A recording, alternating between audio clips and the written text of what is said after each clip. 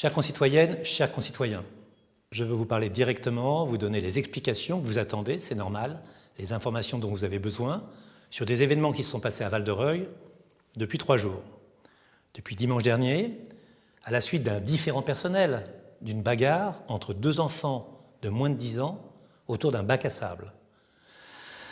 Ces événements ont dégénéré et la ville de Val-de-Reuil connaît des troubles qui sont à la fois importants et disproportionnés. Importants et disproportionnés et surtout inadmissibles. À aucun moment dans notre commune, on ne doit se faire justice. À aucun moment dans notre commune, on doit être violent. À aucun moment dans notre commune, la moindre bagarre, rixe, heurts, affrontement, appelez-les comme vous le voulez, est tolérable, est acceptable. Parce que c'est une insulte, parce que c'est une atteinte à chacun d'entre nous et à notre calme. Loin d'être communautaire, ce que propage la rumeur, une rumeur imbécile, ces événements m'ont paru au contraire mobiliser une centaine de jeunes gens, peut-être un peu plus, venus de tous les horizons et de toute origine. Et c'est peut-être ça qui est encore plus préoccupant. Des jeunes que rien ne devait opposer et qui soudainement deviennent hostiles les uns aux autres. Il m'appartient d'y faire face. C'est mon travail, c'est ma responsabilité. Vous m'avez élu, vous m'avez désigné, à 90% d'entre vous, pour faire ce travail. Je le fais avec application, je le fais avec force. C'est ma responsabilité personnelle et politique. Je m'y consacre depuis 3 jours sans relâche, jour et nuit, avec l'aide des forces de police, que je remercie. Je pense notamment aux hommes de la CRS 8, qui ont été admirables. Je pense aussi aux effectifs insuffisants, hélas, et toujours, du commissariat de police de Val-de-Reuil. Je le fais en faisant équipe avec 2 personnes qui sont essentielles, Jérôme Philippini, le préfet de l'Eure, avec lequel nous sommes perpétuellement en communication pour savoir ce que nous allons faire ensemble et avec force, et avec Olivier Beauchamp, qui est le directeur de la sécurité publique du département, qui m'envoie des renforts, qui fait venir la BAC d'Évreux, qui est là pour jauger de l'importance des forces qu'il faut mettre face à ce que l'on appellera évidemment des désordres. Et puis je le fais aussi avec le soutien, et je voudrais le remercier, de Gérald Darmanin, le ministre de l'Intérieur, qui m'a exprimé sa solidarité, son appui, directement et personnellement, et pour lequel, bien évidemment, j'adresse des remerciements très forts. Ces événements, grâce à nos efforts, paraissent sous contrôle. Il me semble qu'ils le sont. Dans la nuit qui vient de s'écouler, dans celle qui précédait, il n'y a eu aucune déprédation, aucune atteinte aux biens, aucune atteinte aux personnes, pas d'affrontement. C'est d'ailleurs la situation normale, mais il y en avait eu dimanche, et il n'y en a plus depuis, quelles que soient là aussi les rumeurs. Ces événements, ils ont été difficiles à gérer, très difficiles à gérer. Ce n'était pas évident. Ces jeunes n'ont pas toujours les repères, ont parfois la volonté simplement de défendre leur honneur, de défendre un voisin, de défendre un ami, et d'expliquer qu'il faut y renoncer et attendre que le conflit s'organise à travers une médiation, et qu'à travers cette organisation, il y ait du calme. C'est parfois difficile à expliquer. Le problème, c'est que ces événements ont été accompagnés de plusieurs manœuvres politiques, manœuvres d'ailleurs assez perverses, assez pernicieuses, et de comportements inadmissibles, totalement déconnectés des faits que nous avions vus, et très largement extérieurs à notre ville. Et c'est pour cela que je voudrais vous parler un peu de patriotisme relivallois. Ce qui est en dehors de la ville nous porte atteinte à tous, quelles que soient nos opinions. Un chef de parti politique, une organisation internationale, qui vient ici se mêler de nos affaires, elle y apporte du trouble, elle y apporte de la confusion, elle y apporte de l'obscurité. On a intérêt, entre nous, à être solidaires, les Relivallois. Tout le monde ne l'est pas avec nous. Ces agissements sont en effet de nature à fragiliser les habitants de notre commune, qui supportent déjà son lot de difficultés économiques et sociales, à ébranler, et c'est beaucoup plus grave. Je reçois dans quelques instants le groupe 3F, le groupe IBS, la confiance de nos partenaires publics et privés qui veulent investir ici, qui veulent construire. Pourquoi le ferait-il si c'est un désordre? Ce n'est pas simplement une rixe, c'est aussi un préjudice très fort pour chacun des Relivallois que de voir la situation que nous avons dû subir. C'est pour cela que j'appelle au calme, bien évidemment. Cela va évidemment compromettre les projets que nous avons engagés. Je pense à l'ANRU. Pourquoi l'État, pourquoi les partenaires nous donneraient-ils de l'argent si nous le dépensons en querelle, en bagarre, en combat? L'addition des actes intolérables et des réactions pernicieuses qui ont suivi est un préjudice contre chacun d'entre nous, que nous ayons 90 ans ou que nous ayons 9 ans. C'est moins d'écoles pour nos enfants, c'est moins de maisons de retraite pour nos aînés, c'est moins de confort, c'est moins d'apport, c'est moins de modernité pour la ville. C'est important, et l'immense majorité de la population relivalloise qui ressentait une amélioration dans ses conditions de vie peut en vouloir très directement à ceux qui sont à l'origine de ces affrontements. C'est donc, à mes yeux, un recul de presque 20 ans que nous pourrions risquer si nous continuions dans cette voie qui est la voie de l'erreur, de la bêtise.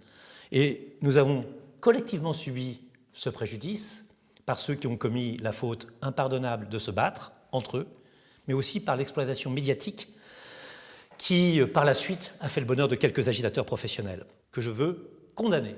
Je veux les condamner et ils sont très clairement identifiables. La première, elle est connue, c'est Marine Le Pen. Le communiqué irresponsable, infantile, puéril, qui ferait rire si la situation n'était pas si grave, de la dirigeante du Rassemblement national qui, sur les réseaux sociaux, a multiplié les inexactitudes et les mensonges, qui a mélangé les fautes d'orthographe, elle ne sait même pas écrire le nom de notre ville quand elle en parle, la méconnaissance des réalités locales, a tenté de faire un incident dont elle n'avait rien à faire, qu'elle ne connaissait pas, dont elle n'avait jamais entendu parler. Elle a tenté de faire de cet incident une sorte de rampe de lancement supplémentaire pour sa campagne présidentielle qui est quasi moribonde, qu'elle a peine à animer, comme son père avec elle, mais avec encore moins d'habileté, parce qu'elle n'en a ni la capacité de travail, ni le talent, elle n'est pas capable d'être élue. Massivement rejetée dans les urnes aux dernières élections municipales et départementales, où son représentant n'avait jamais enregistré un score aussi bas, son message d'intolérance et de rejet n'a trouvé ici de relais que dans quelque chose que je vais qualifier, que je vais appeler par son nom, la fachosphère. Elle veut donc raviver cette fachosphère, faire en sorte que le nombre des racistes, des extrémistes, des intolérants augmente et que nous affrontions les uns aux autres. C'est son but. Il ne faut pas tomber dans ce piège. Et donc j'invite Madame Le Pen à s'occuper de ses affaires, voilà. Et il y a fort à faire. Depuis son château de Saint-Cloud, de montrer moins de dédain, moins de mépris pour les classes populaires, de s'inquiéter de Val-de-Reuil uniquement pour aider notre commune et pas pour la torpiller et la couler, et d'une certaine façon, de garder ses leçons pour elle-même, par exemple pour expliquer la torture en Algérie. Son père peut peut-être lui raconter cette histoire, pour lui dire que les camps de concentration et l'Holocauste n'étaient pas un point de détail, pour penser que tous les Français, quelle que soit leur couleur, leur origine, leur race, leur parcours, leur religion, ont leur place sur le territoire national, et plus encore dans notre commune qui les accueille avec plaisir. Son attitude est indigne, et je trouve personnellement qu'elle devrait la faire renoncer aux hautes fonctions auxquelles elle aspire.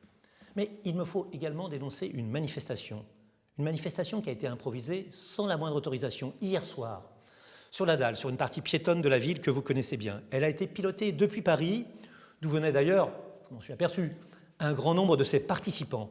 Elle a été improvisée par une organisation politique étrangère qui n'est reconnue ni dans notre pays, ni par la communauté internationale.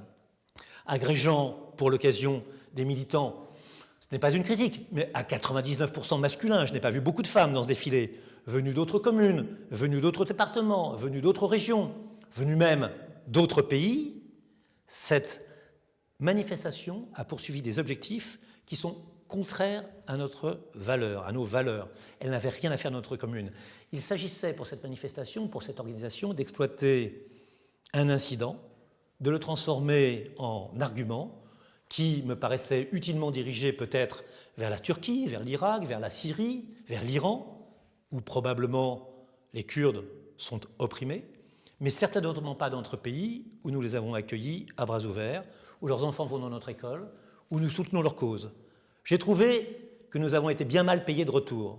J'ai parlé parfois d'égoïsme et d'ingratitude, parfois aussi d'indifférence. Cette violence, je le redis, est confondante d'ingratitude et d'égoïsme. En France, je voudrais dire à tous ceux qui ont animé cette manifestation hier qu'ils trouveront toujours des républicains, des démocrates, des relivallois pour s'opposer à leur tentative de récupération et de déstabilisation à des fins exclusivement communautaires. Et je voudrais parler du plus grave maintenant, de ce que j'ai entendu, de ce qui m'a été rapporté, de ce qui court sur les réseaux sociaux. Ce qui court sur les réseaux sociaux et que nous avons entendu dans ce rassemblement illégal, il faut l'appeler par son nom. Ce sont des injures, ce sont des insultes, ce sont des menaces. Et ces insultes, ces injures et ces menaces, c'était purement et simplement des provocations racistes. Nous l'avons entendu. Ils sont où les Noirs? Mais qui peut parler comme ça dans notre pays? Il y a des Relivallois, ils ont probablement tous des visages différents, mais ils sont tous égaux. Il n'y a pas ici des Noirs, des Blancs, il y a des Relivallois, tous faits pour s'entendre, et si on en vient à menacer l'un d'entre eux, on menace tous les autres, et si on menace tous les Relivallois, on menace la commune, et si on menace la commune, on menace le maire. Les racistes sont mes ennemis. Je les combats comme tels. Ceux qui prônent cette idéologie d'exclusion, de méchanceté, de haine, n'ont rien à faire ici. Et donc, ma réputation m'amène à dire, avec une certaine autorité, avec une certaine fermeté, que si jamais ces mots venaient à perdurer, si je les entendais à nouveau, bien loin de l'esprit de concorde que je m'efforce d'instiller sur notre ville, bien loin du vivre ensemble qui est mon objectif, je saurais y répondre avec une fermeté qui les étonnerait. Les racistes doivent être sévèrement punis. Et c'est ce que j'ai demandé aux forces de police si nous parvenons à reconnaître ceux qui ont prononcé de tels mots. C'est un avertissement. J'agirai avec la plus grande fermeté. Je suis garant des intérêts de la ville. Je me réserve donc la possibilité, dans le cas où cette situation, qui est une situation subversive, scandaleuse, intolérable, si elle venait à se prolonger, je prendrai des mesures d'autorité à l'encontre de ceux qui ont prononcé ces paroles, avec pour seul objectif, seul et unique objectif, le rétablissement de la tranquillité publique et la préservation des biens, des personnes et du travail accompli ensemble, collectivement depuis 20 ans, pour améliorer la situation économique, financière et sociale de notre commune. Je ferai tout, comme je le fais depuis 72 heures, pour maintenir l'ordre républicain et ramener durablement le calme dans notre ville dont tous les enfants sont égaux et que mon devoir m'amène à tous protéger, comme leurs familles, comme vos familles. Je sais, pour cela, l'approbation très forte, durable, profonde, qui entoure mes actes et mes orientations, de la part de l'immense majorité d'entre vous. Vous êtes pour le calme, vous êtes pour la croissance, vous êtes pour que ça aille mieux, et pas que des désordres invraisemblables puissent avoir lieu. Et donc, c'est muni de votre mission, de la mission que vous me confiez, que j'agirai. J'ai reçu de la part de nos concitoyens, de nos voisins, des élus républicains, un grand nombre de témoignages sympathiques et amicaux. Des élus de tous bords, de toute orientation, des habitants que je connaissais ou que je ne connaissais pas. Tous sont venus me rappeler qu'il faut apaiser les tensions et rappeler leur attachement à ce qui fait l'identité de notre ville, la tolérance et le respect dû à chacun. Eh bien, ces messages me vont droit au cœur. Cette solidarité, c'est le vrai visage de Val-de-Reuil. Je souhaite enfin redire ma croyance et ma confiance dans la communauté unique et indivisible que forment les Relis-Vallois. Cette communauté, c'est la vraie vie à Val-de-Reuil, c'est le vrai visage de Val-de-Reuil. Elle est forte, elle est solide, elle est durable, elle profite à tous. Et donc je suis certain qu'au-delà des événements récents, dont je veux connaître la fin rapidement, dès ce soir, nous aurons la capacité collective de rester ensemble, unis, sincères, heureux et rassemblés. Vive Val-de-Reuil et vive la communauté relis-valloise.